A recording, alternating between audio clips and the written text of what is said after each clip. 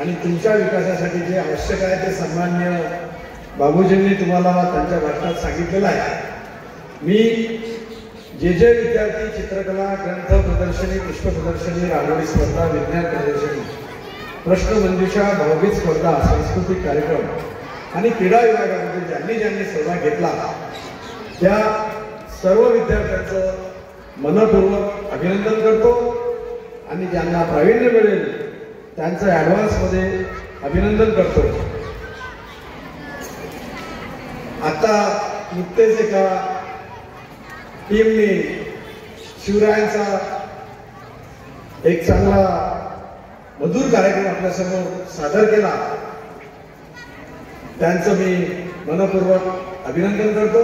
त्यांची team leader तिचं specially अभिनंदन करतो।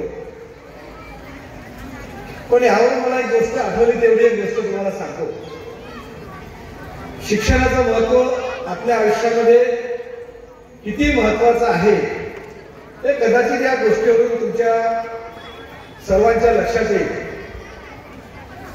विद्यार्थी मित्रांनो, लक्ष आहे का इकडे? एक राजा होता, त्याच्यासोबत त्याचं सैन्य होतं। ते रात्रीच्या वेळेला जंगलामध्ये शिकारीला गेले। शिकारीला जाता जाता त्यांना कुठलाही पशु वगैरे काही मिळालं नाही। शेवटी थकले आणि चुकून एकदा वळल्यावर तो राजा आणि त्याचे सैन्य यांची फूट पडली। राजा दुसऱ्या रस्त्याने गेला, सैन्य दुसऱ्या रस्त्याने गेलं, त्यामुळे त्या एकमेकांची भेट काही झाली नाही। शेवटी राजा थकून तहानला आणि जेव्हा तहान लागली तेव्हा त्याने शोध घेतला तर एक झोपडी दिसली। त्या झोपडीच्या समोर एक मुलगा उभा होता।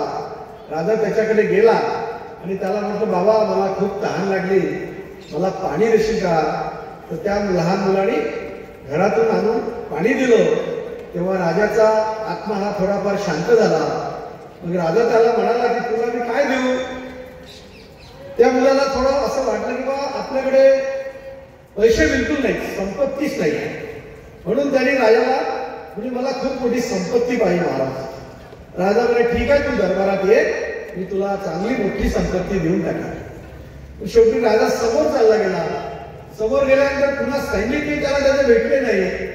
मग त्याला खरं म्हणजे भूक लागली आणि भूक लागल्यामुळे माणूस शोधला, त्यांनी पुन्हा एक त्याला छोटीशी